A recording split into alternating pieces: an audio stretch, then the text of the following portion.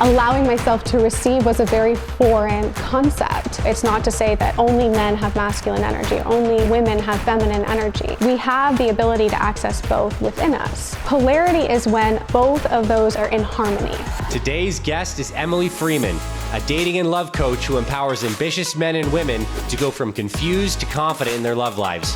Her mission is to help people stop focusing on surface level tactics that don't work, and instead attract their dream partner authentically and actually have a marriage that's thriving and full of love by understanding relational dynamics. If you do feel a sense of fear when you notice someone else in their core wound, it's okay, because likely it's because it's also triggering yours. And it'd be hard if you're an efficient person, you're like, but I already know the solution. And like, if they could just get on board. And if what feels familiar is shame, blame, or not being accepted, well, that's what we're gonna keep coming back to until we switch it. Emily, welcome to this conversation today. Thank you so much. I'm so excited to be here. Me too. And I think this is a topic around dating and communication that there's a lot of tactics and surface level stuff, but something that makes you unique is you approach this from like a very deep personal transformational level that ends up happening to attract and create good external circumstances. So kind of introduce yourself and your background and the work you do. And then I have a number of like important topics I want to cover that like I'm personally interested in. So amazing. Please kick it off. Yeah, well, I'm so excited to be here with all of you. I'm so excited to be on the show. And I am Emily. I am a dating and attraction coach who empowers driven men to go from confused to confident in their love lives, and some women as well.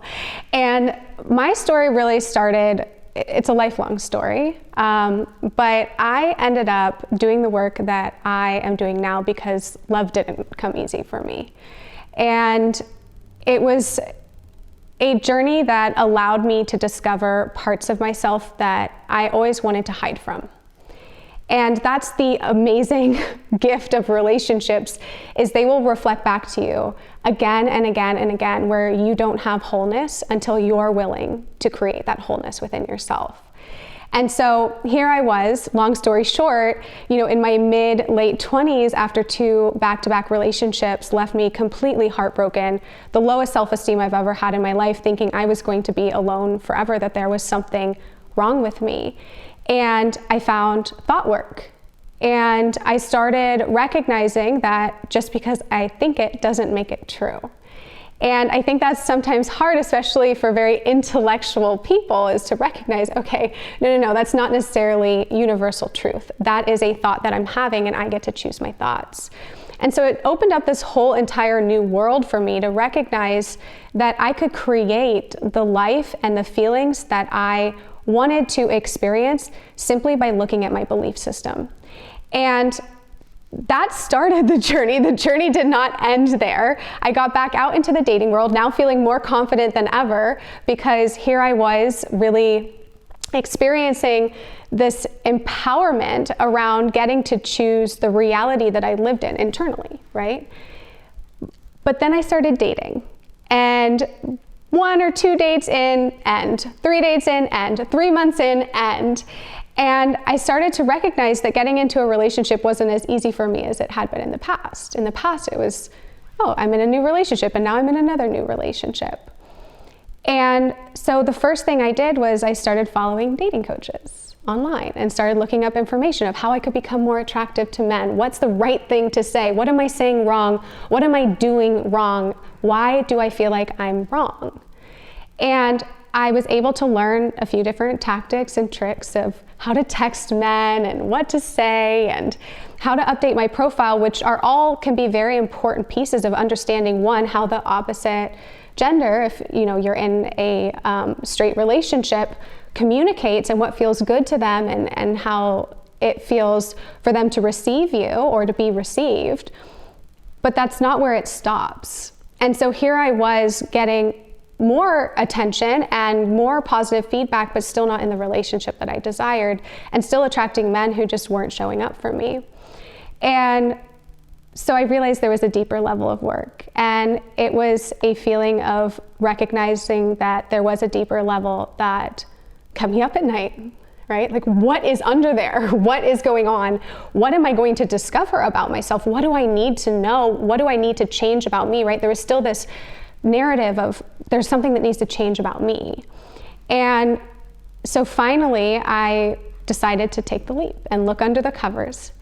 And I'm sure you know this, but the moment you look under the covers, you're like, oh, that's okay.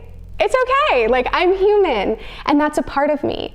And that's when you start to actually learn how to give yourself love and compassion.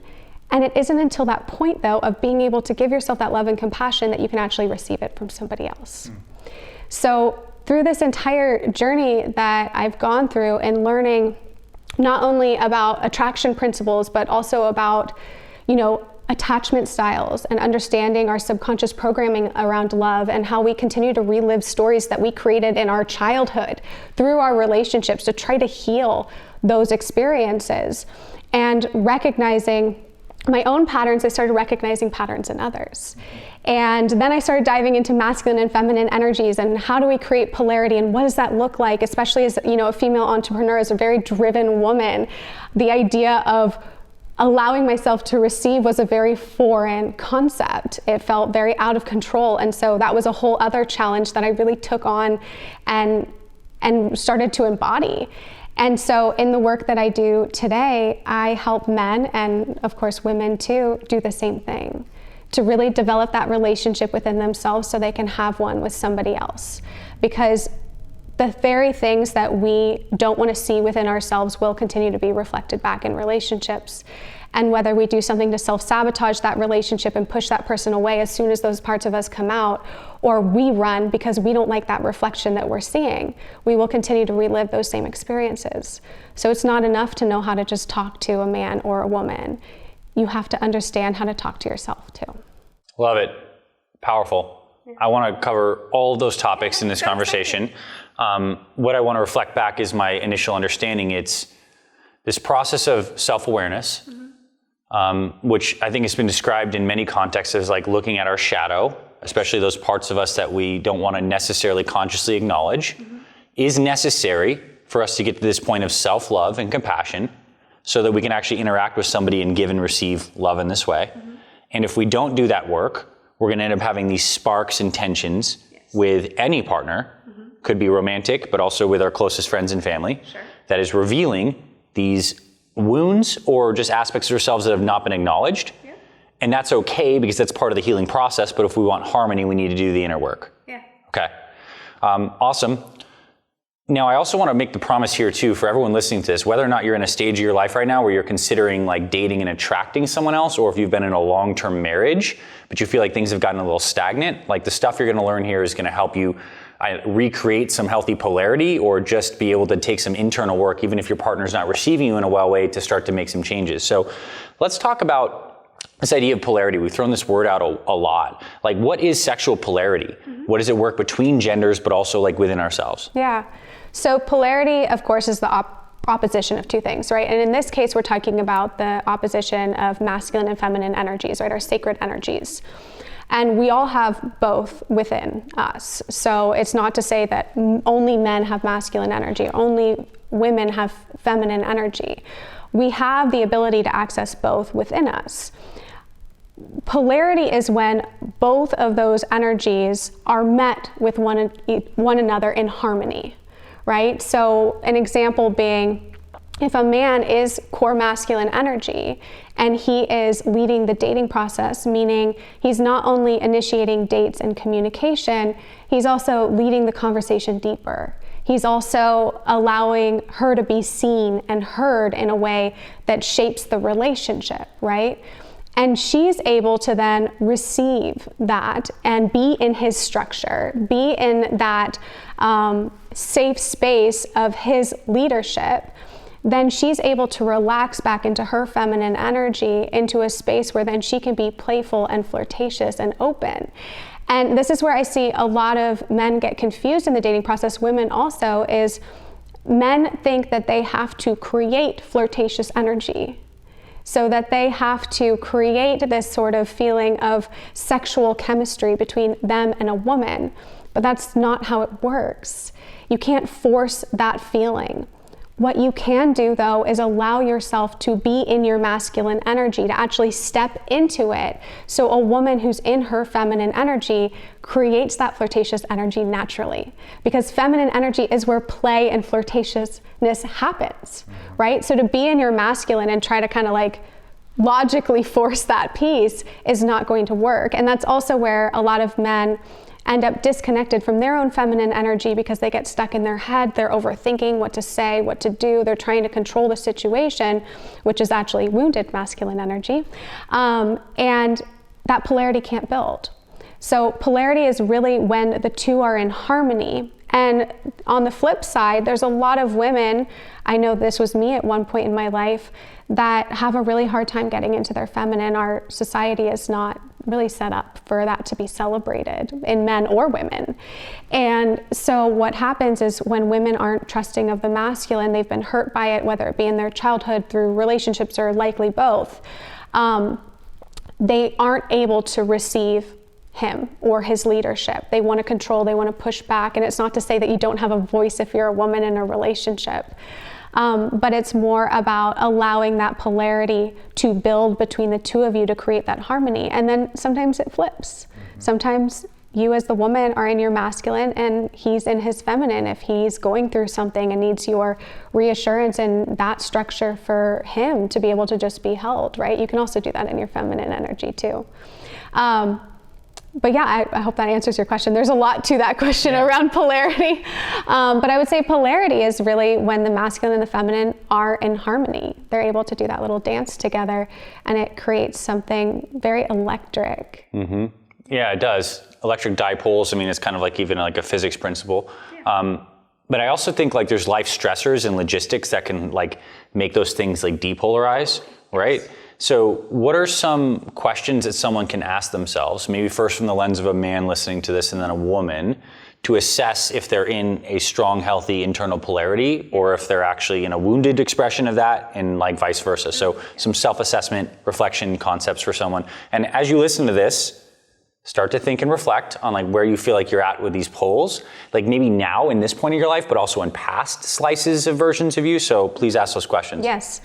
So first, let's define masculine and feminine energy for anyone who's not familiar with what they look like, right? So masculine energy is the doing, leading, analyzing. It's the decision making. So when you're in your masculine energy, using logic and reason comes really naturally. You're able to create that structure. It can sometimes be formulaic, but not to a fault. Wounded masculine energy, though, is aggressive, right? So healthy masculine energy, one thing I forgot was it's assertive. So it's very boundaried. It knows where it's going and what it wants, and it has the confidence to go after it. Wounded masculine is aggressive, it's controlling, it's overly competitive, it is emotionally shut down, emotionally unavailable, right? Completely out of touch of your emotions, not even being able to really pinpoint what they are. That's a lot of the times when men then feel like they're always angry or pent up because they're very disconnected from their own heart and their emotions. Their feminine energy is out of balance. And then the feminine, so healthy feminine energy, as I said, it's playful, it's nurturing, receptive, it's vulnerable in a really beautiful way, it's heart-centered, creative. So you can think about masculine as where we build and develop, and the feminine energy is where we create and we flow and we can have more imagination to things. Feminine energy is also radiant, right? When you see a woman or even a man in their feminine energy, you're drawn to it. It feels so open, so free. Wounded feminine is people-pleasing, right? It's insecure. It relies on others for affirmation.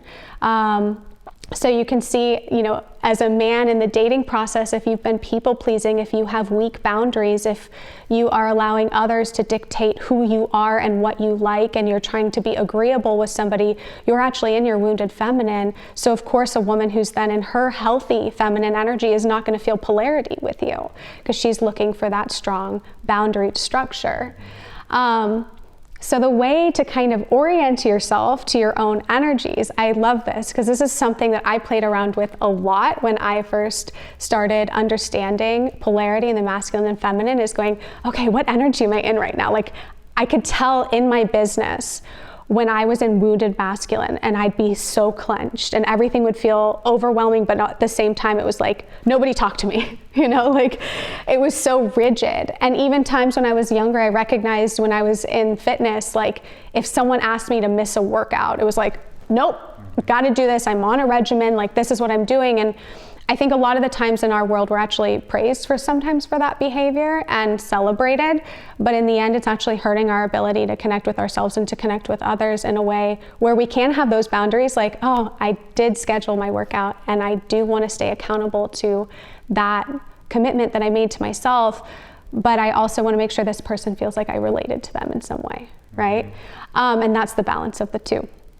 So one way to start to get in touch first with understanding if you are in wounded or healthy energy. And if you have been in wounded energy for a very long time, this might take a little bit of practice, so just be patient with yourself. But the first step would really to ask yourself, okay, do I feel shut down, closed off, rigid, contracted, right? Or do I feel like I am really in my flow, like I'm in that pocket, I'm in the place where I can expand and grow and be the best version of myself? Do I feel empowered, right? So that's the first step to understanding, am I coming from a place of fear and scarcity, which would be wounded energy, or am I coming from a place of abundance and expansion and excitement, right? To then understand if you are in masculine or feminine, you can ask yourself, okay, does this feel more like structure? Does this feel more like I'm using logic and reason? Or does this feel more like I'm in flow? Am I wanting to have a little bit more flexibility in what I'm doing? Or am I feeling more playful and open? You can do this and start to play around with what it feels like to be in different energies by also doing embodiment practices. So some embodiment practices to get in masculine energy is anything that's going to create more structure or discipline for yourself. So it can be starting a morning routine and saying, this is what I'm going to be doing every single morning, and I'm going to hold myself accountable to it, and I'm going to do it. Other men love to just get outside and get really primal and, be shirtless in the wilderness, and that allows you to also tap into that side of feeling really grounded within yourself. As far as feminine energy goes, anything like dancing, art, playing, allowing yourself to just sing and be in kind of like artistic play mode is going to get you in feminine energy. Now, something like meditation or breath work can do either. So it's really about your intention for it. And so if you are doing more of a guided meditation that allows you to expand and see and create, obviously that's going to get you in more feminine energy. Meditation, as far as, meditating to get really solid in yourself and what drives you, can get you into more masculine energy. Now, I would say meditation, in my experience, though, not to go off on a tangent, but it's a great tool to just get into balance between the two also, and not necessarily cultivate one or the other. So if you're feeling like you're out of balance and it's a little like you're clenched and you're not sure what energy you're in, but you know it's wounded, then meditation can be a great tool to allow yourself to expand back and go, okay, how do I want to be right now? That's part of it. It's always a choice. You can choose. I could choose right now to be like, okay, now I'm going to go into my feminine, and now I'm going to be in my masculine. And that would be the ideal scenario, right? Insofar as we have these energies within us, we can use them and deploy them tactfully. Amazing day would be like your morning routine, you shift into directed masculine energy, but then you're in the presence of like the flow of it and enjoying the feminine. Sure. Maybe in work, you're shifting from different things. You have a meeting with somebody and there's a lot of feminine reception, and then you're creating some kind of strategy or plan, masculine. So I think the promise is here, with more self-awareness, we have the ability to play this wider range of our aspects, and also to do the healing first off if we feel like we're on one side of the spectrum. Yes. And so everyone, hopefully you're starting to think about where you're showing up on that and what you might start to do based on how to create more balance. So I think for a lot of masculine driven guys listening to this, regimented fitness, regimented meal plan, maybe there's like more open space and like play over the weekend, like doing stuff with your kids without agenda, getting a more creative, expressive hobby. And for women, if you feel like you're not as directed, maybe it is getting more structured into the program. So ideas. I want to keep on going because we have a lot to cover. Let's talk about like attachment theory, because my understanding is a lot of these energies actually get created and expressed and mirrored through our parents. And like in a healthy expression, we would be able to like experience healthy masculine, healthy feminine as kids, and then we integrate those, but like life is a lot messier than that. Like, let's talk about what attachment theory is, how that relates to our childhood experiences, and like how it shows up in terms of like what we expect or look for in relationships and how we give ourselves love. Sure. So attachment theory is another, I don't know if black hole is the right word, but we could go really deep into it. Attachment theory really focuses on how we are able to give and receive love based on how we interpreted how we would be loved or unloved as a child, right? So there are 4 main attachment styles. There's anxious, avoidant, fearful avoidant, and secure. So a person with secure attachment would be able to experience intimacy and allow it to flow, right? They are able to handle conflict and feedback. They're able to really experience closeness without any sort of disruption in it. Someone with an anxious attachment style is going to have a subconscious fear of abandonment. So someone who has more anxious tendencies, I like to use the word tendencies versus style, because in my personal experience and with my clients, you can sway in and out of each one depending on who the partner is and what's being activated at that time. So all 3 of the anxious, avoidant, fearful, avoidant can all be considered insecure attachment styles. So if you are anxiously attached, or you have anxious tendencies in dating and relationship, you tend to believe that you are the problem, right? So that there is something wrong with you. You are unlovable. At a certain point, you are going to be abandoned. And so this can develop when in childhood you had inconsistent caregiving. Now, that's not to say that your parents didn't do their best or didn't love you, right? We all do our best with what we have, but for some reason their capacity was only to give you what you needed from the lens of a child, not an adult, right? Which we internalize things very different as a child. That allowed you to sometimes feel safe and feel loved, and sometimes you didn't. Now, I think it's an important note to recognize, though, that your temperament can also create different interpretations of your parents' love, right? Like my brother and I have very different attachment tendencies than each other, same parents, right? So if someone's anxiously attached, they have a subconscious fear of abandonment. They are going to worry that there's something wrong with them. They're going to get into relationship, always want to search for affirmation, always be on the lookout for someone leaving them and signs of being left. And ultimately, each attachment style, as you'll see, creates their own fulfilling prophecy in the end, because when you have certain stories, your stories reflect your reality, or your thoughts create your reality. And so we're continued to face the same problems with different partners or in the same relationship over and over again. Someone who has an avoidant attachment style or avoidant tendencies has a subconscious fear of intimacy, so a subconscious fear of closeness. So they are concerned, they have a subconscious fear that their freedom is going to be taken away in relationship, whatever freedom means to them, right? And likely this came from a number of different scenarios when they were younger, whether it be they were super independent and learned that independence is good. So someone with an avoidant attachment tendency actually takes pride in their level of independence and looks down on others who seem like they need other people to feel a certain way.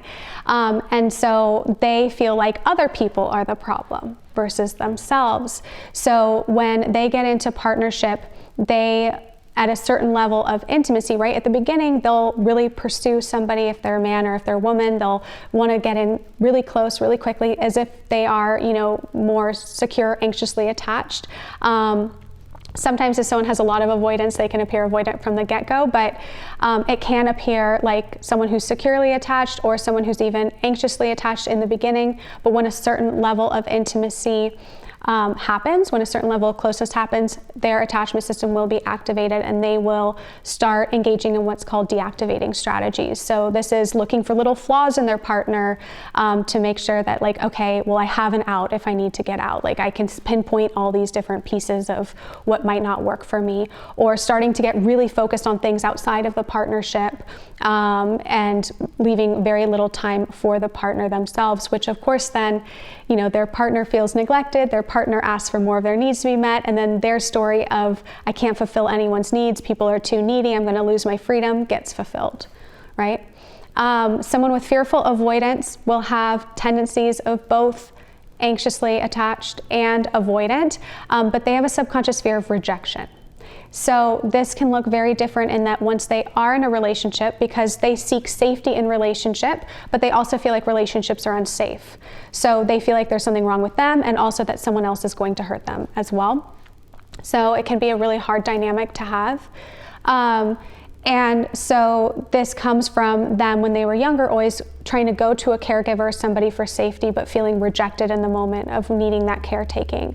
And so what happens in relationship, they get into relationship, and then as soon as they're there, they're looking for signs of rejection, and they will try to reject their partner before they're rejected. So that's where the sort of avoidant pieces can come in, where they find flaws in someone else, they're pointing out reasons why they should leave, why their safety or freedom or whatever it is threatened in that partnership. So that's attachment theory in a nutshell. That was a great breakdown.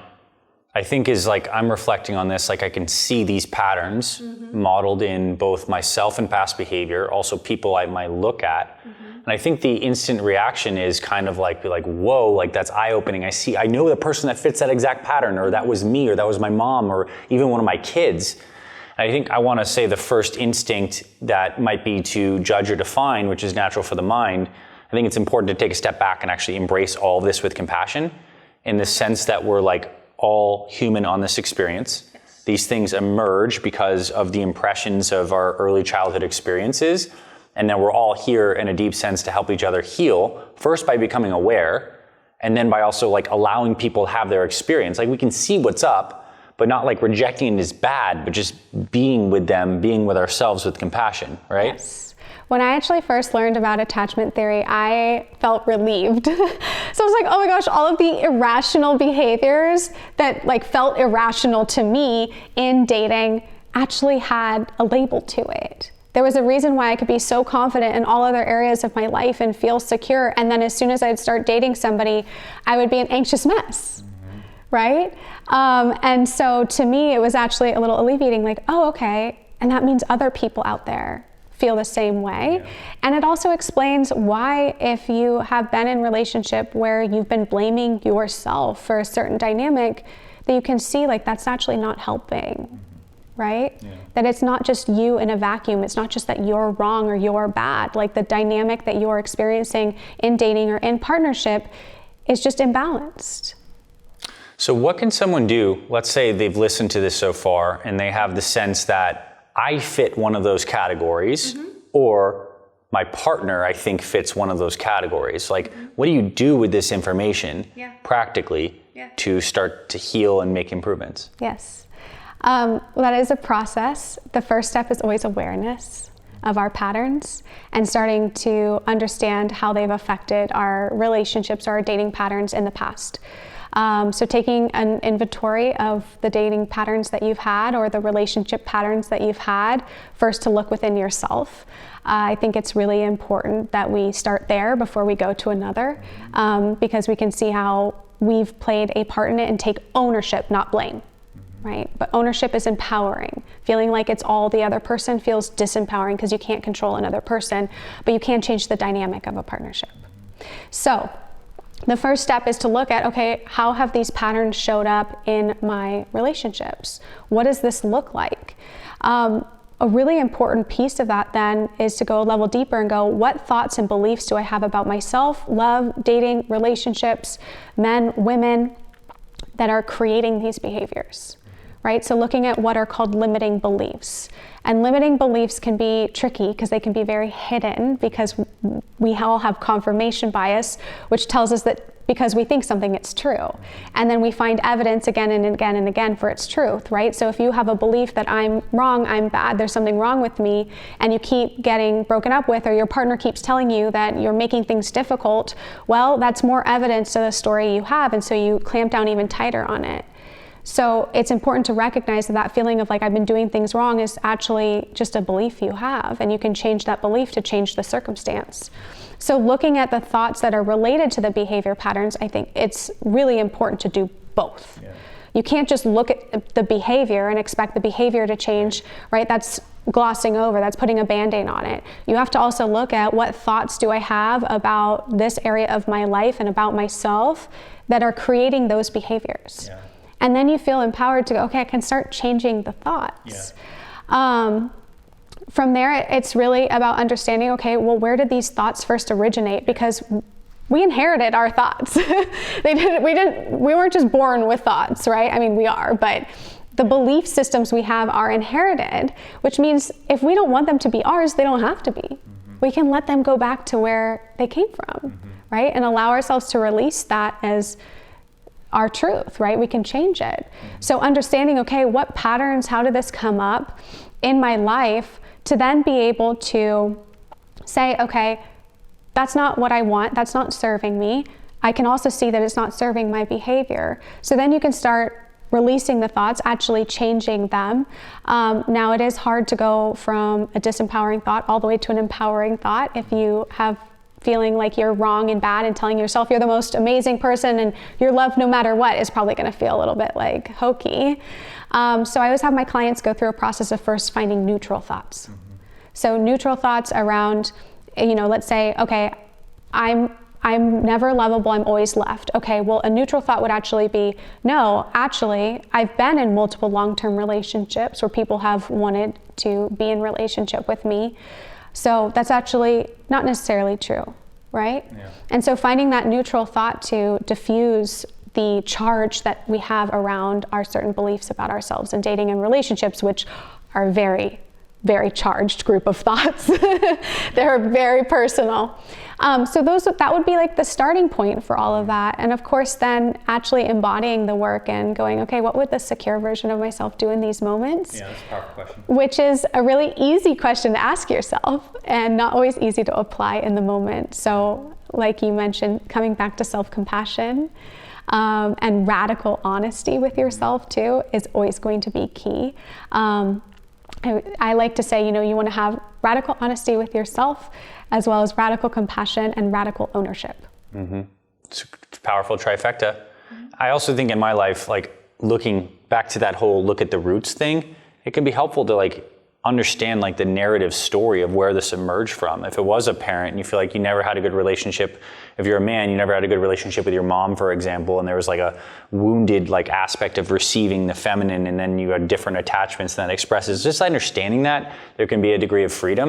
And I would say if there's people in your life that you've had charged relationships with that you still have some forgiveness to do around, there's someone you're still holding charge on from your past, there's a very good chance that is like the thumbprint representation of like where the wounded energy not maybe started, but also was certainly represented. And in the process of forgiveness, you're also like not just letting go of a judgment of that person, but of the reflected judgment in yourself.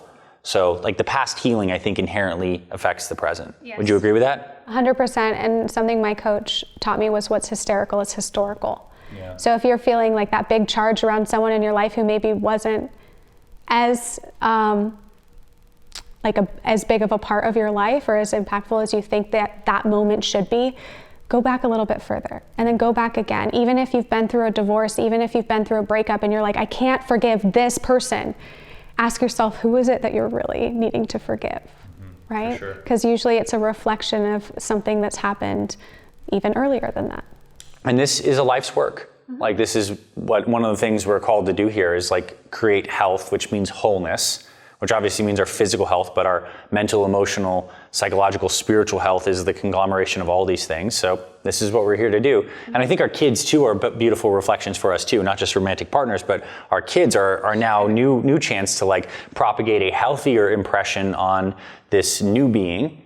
And they're going to trigger us in different ways that we get to heal through them too. So you get to heal through all your most intimate relationships, which is amazing. I want to shift gears and like talk about how to communicate more effectively. Sure. Because yeah, we can feel things and we may have thoughts and beliefs, but like ultimately we need to bring them into expression in a way that is both clear and direct, but also received in the way that we mean it as best as we can. What do you like to teach as like core fundamental stuff on how to help people communicate more effectively? Sure. So I think it's important to understand first who you're communicating with. Now, we all have a desire to feel seen and heard in our communication. So the base layer of effective communication is to listen, right? You can't communicate unless you're listening to somebody else. Otherwise, you're just talking, right? Talking and communicating, I see as two very different things. And so in order to have effective communication, you first have to learn active listening. So active listening is really being in the moment with that person. You know, if you're a man dating a woman and you are deeply present and grounded with her, or if you're in a relationship with a woman and you are able to sit with her and just allow her to speak and to reflect back to her what you heard her say.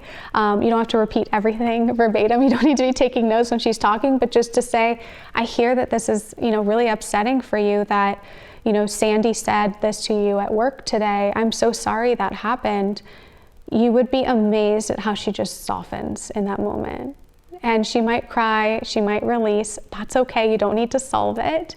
But allowing her to just be where she's at, and same with a man, right? I think I see a lot of women who see their man wanting to communicate about something, and a woman will actually shut down in that moment and shut him out because it can feel uncomfortable at times for the feminine to see the masculine really open up and break open, because that's your protector, right? That's your rock. And as women, it's so important for us to be able to hold that space for men too, to allow them to have those emotions and realize that that allows them to then be stronger after they process, and knowing that. And so effective communication in both cases is really just starting with listening, hearing what that person is saying to you and reflecting it back to them. Now, if you are communicating about something that is upsetting to you, right, it is important to not place blame. It is important to talk from your own emotional experience. And you can say even like, the story I'm telling myself about what you just did is X, Y, and Z, right? To just acknowledge that that's the story and the interpretation that you had of the event. So that releases blame from the other person, because it's also can be really effective for your relationship to know what your partner's core wounds are, right? What are their core wounding stories? Because you'll start to recognize when they're unable to hear you is likely when you're triggering their core wounds, right? So they're unable to hear you because they're telling themselves, okay, now I've done something bad, I'm wrong, I've disappointed, or there's not enough to go around, or I'm always going to be the problem. Whatever their core wound is, you'll start to notice, okay, I triggered something in them, and then instead of taking it personally and thinking, okay, this person isn't listening to me, you can have compassion and empathy and say, I'm hearing that this wasn't delivered in a way that feels good to you. However, this is still really important for me to also feel heard. And so, how do we come back together in that moment? Powerful. Mm-hmm. I want to say, because I think the unhealthy expression of the understanding that dynamic is people can use their understanding of someone's core wound as a weapon against them. Sure. Right. And that's deep and does the exact opposite of what you want. So let's say that your partner has, let's just say, fearful avoidant tendencies, and you see it bubbling up. You could go right to it and be like, you're being fearful avoidant. You have this issue and this, and that would be like twisting the knife in the core wound, versus seeing how what is not you're perceiving as a rational response or a tough response is actually coming from their hurt. Once you see that out of wisdom, You can embrace them with love and compassion, still stand your ground for what is true, but add softness to the communication. Yes. And anytime you have that judgmental, egoic impulse to want to interject something for your benefit, or to do something that is going to hurt the person because it gives you some kind of like reflected temporary feeling of status control or whatever kind of thing there, like that's what the work that we have to do to like observe that, feel that, not judge that we have that impulse, but don't act on it. Yes. Fair to say? Yes. Okay. I think it's also fair to say that if you do feel a sense of fear when you notice someone else in their core wound, it's okay, because likely it's because it's also triggering yours, right? That's how we mirror back to each other, is we view that as a threat, right? So if someone's feeling like they're not getting their needs met in relationship, but we have a fear of losing our freedom, well, now that's being reflected back to us, like, okay, this person's gonna be too needy for the rest of my life, and oh my gosh, I'm not gonna have any time to do that, they're gonna hold me back, whatever X, Y, and Z stories we have. So you can have compassion for both of you in that moment. And this is a radical thought that I've adopted that relates to that, is that all relationships are the right relationships, in the sense that they may not be your continued, sustained, ongoing partner or friendship that's going to be the primary thing you're investing in, but we're always attracting and creating these situations that are revealing to us what needs to be healed, or giving us a chance to step into compassion. And I think when we create relationships that are not in this frame of like, wow, it's actually all kind of like working for greater understanding, versus making it adversarial, like this person's the problem and I need to like either fix something or something's wrong here fundamentally. Yeah. You could say something's actually right here fundamentally. We're triggering each other's core healing patterns, and we can choose what to do with that. That may or not be continuing the relationship in this way, but there's greatness in the fact that it's all working together. It's all connected naturally. Mm-hmm. Exactly. Cool. I always say it's all leading you to her, right? Yeah. It's all leading you to more awareness, more wholeness, so you can actually find that person where you can have that dream relationship. Yeah, nice. Yeah. All right, let's talk about the concept of love languages. Ooh. This is something that's come up in many books, and the idea is a little lighter, yeah. There's ways for people to give and receive love that we naturally like. Do you see, like, is there a lot of validity in that? Are people like, and talk about that, define what they are, and how we can maybe use this in a sense, if we have this knowledge, to create experiences that are like connected in the way that the people around us like to connect? Mm-hmm. Yeah, so the love languages are physical touch, words of affirmation, acts of service, gifts, and quality time. And they are really important because a lot of the times the way we think we're showing love to our partners is not the way they actually receive it. A lot of the times our partners don't really even know how they receive love, right? And so this is a really beautiful opportunity to get to know each other deeper and to have those conversations around, this feels good to me, this doesn't feel good to me. And now you don't need to have the same love languages to be compatible. You just have to understand each other and love each other enough to want to give the other person what makes them feel loved. And so I joke that I have all of them. Poor Mike. Yes. No, I would say that I definitely have a core couple of two. But it's important for you to first understand what your love languages are, because being able to communicate to your partner what you need is really important, because otherwise they're just going to go off their own reflection of what makes them feel loved, or the way they wanted to receive love that they've never had. Right? So they might be projecting their own desire to be affirmed through, words of affirmation by giving you a whole bunch of words of affirmation, but that's not how you receive it. Now, what I see a lot of the times when relationships are forming too, is people give each other the love languages that they want to receive from that other person in hopes that they receive it. And the other person actually feels that energy as gainful intent of not actually a desire for connection, but more so a need for affirmation. So a good example, if like you're starting to date somebody and you're telling him like how amazing they are and how much fun you had, because you're hoping that they'll say the same thing to ease any angst that you might have. Well, now the energy behind that is an intention of affirmation versus connection. So really important to learn your own love languages first, to not only be able to communicate that to your partner, but give it to yourself. Nice. That's a great answer. My reflection on that is I think that our love languages, although we probably have a primary disposition, that I think is definitely going to be related to our personality, our attachment style, as well as maybe if we have core wounding, like it's all kind of fits there. Like I think a lot of men oftentimes have words of affirmation as a high primary. I think there's stats on that, but I'm not just making that up. But also things can change. Maybe your partner like normally likes gifts, but in a very stressful time, it flips to like acts of service, and you doing the dishes or doing whatever is like a huge way to do that. So I think wisdom in the art of living comes in to be able to like dynamically see these energies for what they are, understand they're dynamically shifting, and move with them throughout periods of life. Yeah, and I mean with your kids too. It could be a great way to connect with your kids by understanding their love languages, because maybe the gifts that you give them aren't nearly as important as spending a full like 1 or 2 days with them, and like that quality time is what fills them up. Okay. Towards the back part of this conversation, I want to talk about attractiveness.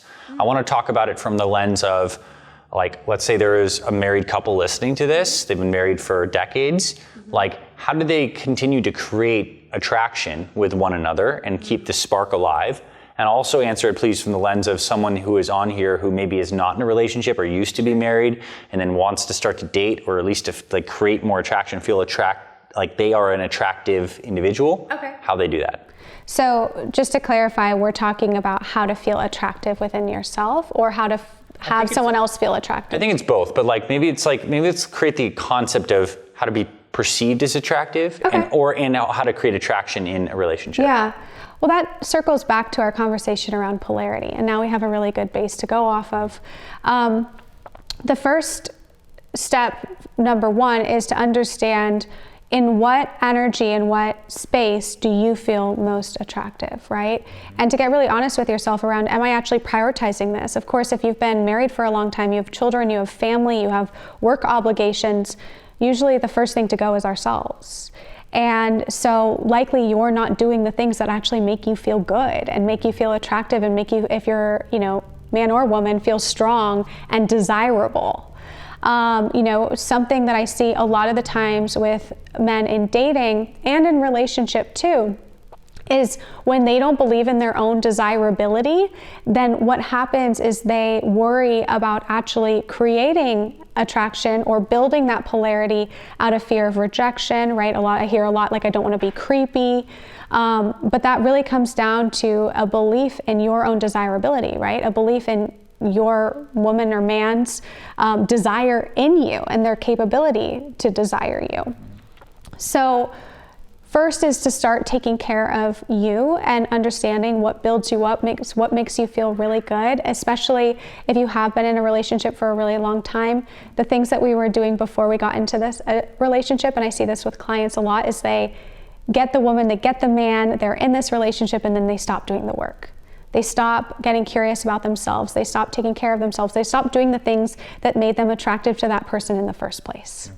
So coming back to that, because those are the things that fulfill you, that also your partner was attracted to. So starting there, and then it's also looking at, okay, how is my partner playing a role in all of this? Where am I maybe getting myself into my masculine or my feminine energy, feeling really good, feeling really confident, but then feeling rejected or shut down by the other person? And then we can go back to effective communication around, how do I communicate my intentions for this behavior or for my energy, or how I want us to be able to be connected, to then allow the other person to step forward too.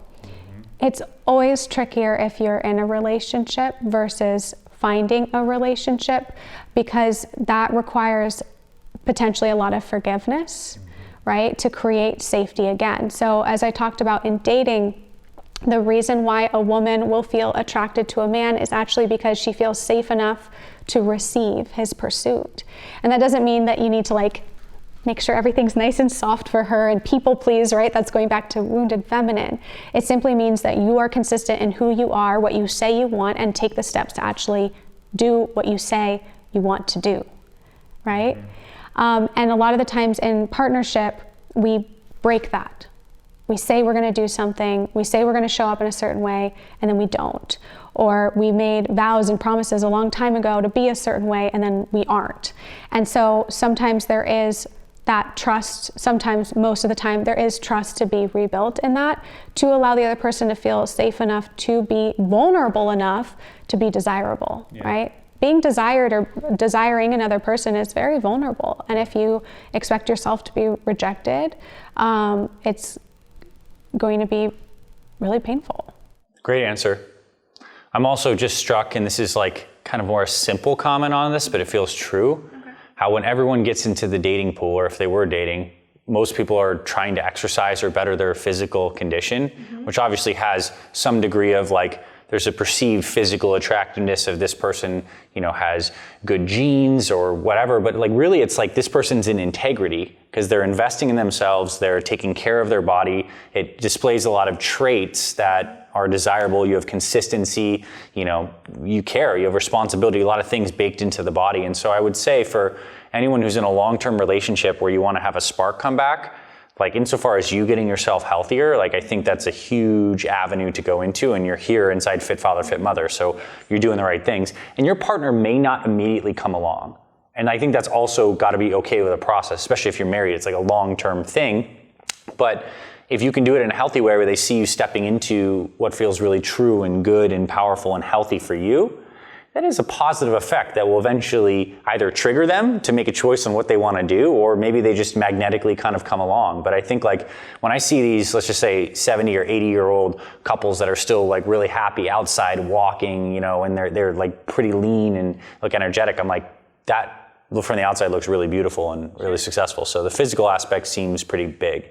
Yes, well, I think exercise and taking care of yourself is an act of self-respect, and attraction is built through respect. Right, that's kind of what I was getting at. Better said than how I said it, but yeah. So to continue this, I still have that question about the person who's listening to this who is, let's just say they're 55. They've been in a marriage before, they're not currently in a marriage. They have some kids, they have a lot of life experience, and like there's still that part of them that although they've been alone, not in a committed relationship, they want to have a partner and they want to get back to dating, but like there's so many questions. Like, I mean, it's a lot to step into dating, especially with all that life experience. Like, what would you counsel someone who like wants to get back in the game, that wants to find a good partner? Like, what are the things they need to like embody, think about? Any words of encouragement? Let's talk about that. I love this question. I work with a lot of people in this scenario. I work with quite a few men and women who have been in long-term relationships, in marriages, and are now ready to get back out there. And so our modern dating world is a little different than it has been ever in the past. We have a million different ways to meet people, whether it's online or in person. And so it can be rather tricky to navigate. There's a lot of sort of this falsified feeling of options for everybody. And so it's really important, first and foremost, to get clear on what it is that you are looking for and what's going to work for you. And this goes back to your limiting beliefs, right? If you have gone through a divorce and you have children, or you have family dynamics that you think, oh my God, no, how is anyone going to love and accept this?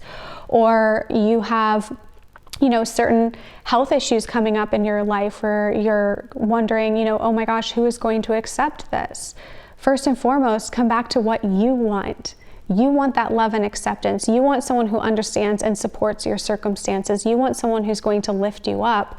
So really important to get clear on, where am I making myself the problem, instead of looking at how do I find someone who's going to be, not necessarily, I don't like to say solution, that would have worked really well there, but I don't see another person as your solution, but someone who's going to support you in whatever phase you're in. So getting really clear first on what it is you're looking for, not only from traits and qualities, but that person's values.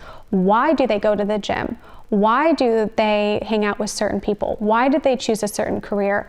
Why are they invested in themselves, right? What is that underlying reason for everything that they do in their lives? And we tend to forget about that. And, I love the example of, a person who goes to the gym. Two people can have very different intentions for why they go to the gym. So what is the intention that aligns with you or that balances you out? I think a lot of the times we project and think that our partners have to be a mirror reflection of who we are, because that's where we feel safe. But a lot of the times it's the person that reflects a different view that can actually be the best partner for us. But we avoid that because that means more healing. So, Yeah, I would say the first step is to just get clear, because once you're clear on what it is that you're looking for, then you know where to start looking. So, you can ask yourself, where does this person hang out? Where do they spend their free time? What apps would they be on? What would their profile be like? What would it look like? How would it feel to match with that person? How would it feel to communicate with them? Get a really clear vision. I do something with my clients called the vision of partnership, where you're not only describing what this partnership is like, but what it feels like, to connect with that, because we go after what feels familiar. And if what feels familiar is shame, blame, or not being accepted, well, that's what we're gonna keep coming back to until we switch it internally first. So getting really clear on who this person is, how they're going to fit into your life, what that's going to feel like, so then you can pinpoint, okay, where do I actually meet this person? And then you wanna make sure that you are putting yourself out there in a really authentic way that's going to draw in the right type of person. I see a lot of people get on the apps, get online, and they do it out of obligation. Well, everyone else is on the apps, I'm going to get on the apps and I'm just gonna do it. And what happens is they put up pictures that aren't really showing who they are. They hide parts of themselves, meaning you don't need to put a laundry list in your prompts or bio, but show who you are, be open about it, paint a picture. A lot of people don't understand how to set up a profile to actually be attractive to the person that they want to attract also, right? Men and women can view photos and profiles very differently from each other. So it's really important that you're optimizing your profile to meet a person who is going to be in alignment with you. And then coming back to communication, really learning, okay, how do I start communicating with somebody new? Especially if you've been in a super long-term relationship or a marriage, it can be hard to think about really allowing yourself to start, from fresh with a person. I don't want to say from ground zero, because you have so much more wisdom and knowledge at this point that it's going to be a different experience. It's not going to feel like the last time you were dating. And to be open to that, to be open to being a beginner at it and knowing that that's okay. And then it's understanding how to qualify that person, not asking them interview questions, not making a date into an interview, but knowing how to observe their behavior, how to pace the dating process, so that way you're able to open your heart and get to know them. You're not guarded, right? That takes forgiveness work, right? So forgiveness work will be a part of that. But so you can actually get to know somebody without expecting them to show up as you envisioned them. So a lot of people fall for the story they have of somebody versus who they really are. So it's really important that you have a game plan to understand, okay, how do I pace this and get to know this person? So I'm truly getting to know them for who they are, not who I'm projecting them to be. And then it's really understanding, okay, how do I build trust with somebody again? And then being really radically honest and radically compassionate with yourself as you notice potential old patterns coming up. And also recognizing that you now have new tools and awareness to be able to navigate them in a completely new way. But I want to go back to harp on, just before I wrap this up, is that forgiveness piece. If you've been through a breakup, you've been through divorce, there's always a level of trust that's been broken. There can be betrayal. There can be a lot of really painful experiences that you have endured through that, that have hurt you in many different ways. And being able to not only forgive that other person, but forgive yourself is huge. And allowing yourself to grieve, to allowing yourself to really let yourself feel all of the pain and the disappointment of something not working out, because that's how you heal it. And those things, I can speak personally, obviously through experiences I've been through, those layers of healing get revealed through interactions. You may think you're healed, and maybe you are to the certain degree that you're intimate and connected, but as you engage with more people or more things, stuff comes up, and be okay with that. Final two questions. Okay.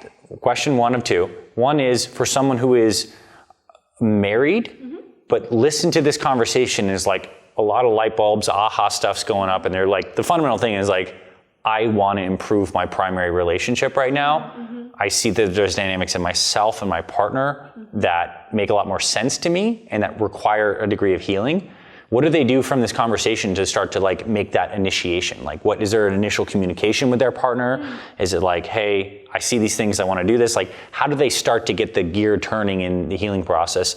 You know, the self-reflection, I'm going to say, like, obviously is a huge component, like they're doing that, but now how do we take that into like the interaction of the communication with initiating energy? And it's a masculine question, but like, what do we do, Emily?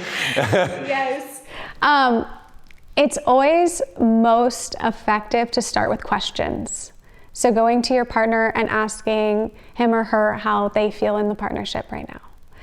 And allowing them to express how they're feeling and not take it personally, to open up the conversation. So it's always easier for someone to receive feedback when they've felt heard first. So going and asking questions, especially a lot of us want to come to the relationship, be like, okay, I've done this work on myself. I have this level of clarity. I've done all of these exercises, and now I'm going to let you in on the plan that I've already created for us, right? And especially if you are the masculine in the partnership, that is such a natural place to go. And I wish that it would also be easier for so many women to receive that and know that it's coming from a place of love. But for a lot of women, it can feel very jarring, right? Around like, wait, something's changing, what's happening? I don't know what's going on.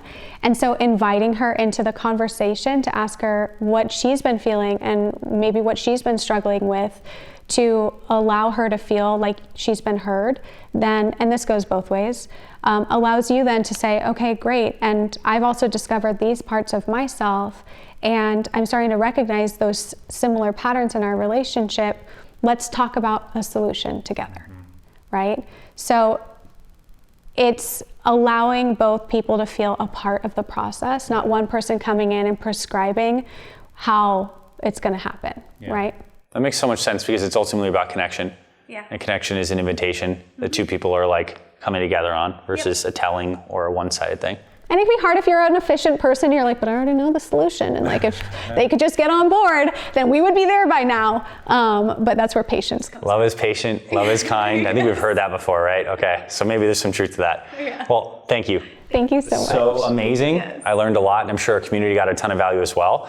You help people professionally with this. Yes. A lot of men and some women as well. Yeah. If someone kind of has their mind blown right now, totally opened up, trusts you and knows that like you might be someone to help them with a very specific experience they're having, please tell them about how they can connect further with you and explore what you do. Yes. Well, I would love to get into contact with any of you who are interested in learning more. You can find me, my main channel is Emily Freeman Coaching on Instagram. And on my Instagram, there's also a link there where you can learn about how to work with me. One way to work with me is through my VIP private coaching. So this is a completely customized, comprehensive one-on-one program where I'm by your side daily, helping you navigate these parts of your love life. Other ways to work with me, I have courses, I have group coaching, and so just going to my Instagram page, looking at that link, you can even send me a DM. I would love to hear from you. It's a great way for us to get in contact. Amazing. Hey there, my friend. Thank you so much for tuning in to this week's episode of the Fit Mother Project podcast. If you love what you heard, I have a favor to ask you. Please consider taking 60 seconds right now to leave us a rating and review on our podcast. Leaving us a review is super quick. It only takes a minute, and it's so helpful to us as it really boosts this podcast to reach more people who need this information and this message. If you're listening on Apple Podcast, you can leave us a star rating and review. If you're watching on YouTube, you can hit the like button and leave us a comment. Overall, I truly appreciate you being with us here on the podcast. On behalf of me and my entire Fit Mother Project team, we truly feel honored and grateful to support you and your family on your journey to fantastic health. I thank you for your support of this podcast and of this mission. Also, if you're interested in joining our Complete Fit Mother program and becoming an official member of our community, you can visit our website, fitmotherproject.com. And on the Fit Mother site, you'll be able to see our Complete Fit Mother program, along with our online store with the best supplements designed for busy moms. And you'll also find a ton of free resources like recipes, workouts, meal plans, and more. God bless you and your family. This is Dr. Anthony Balduzzi signing off. I'll catch you on the next episodes of the Fit Mother Project podcast.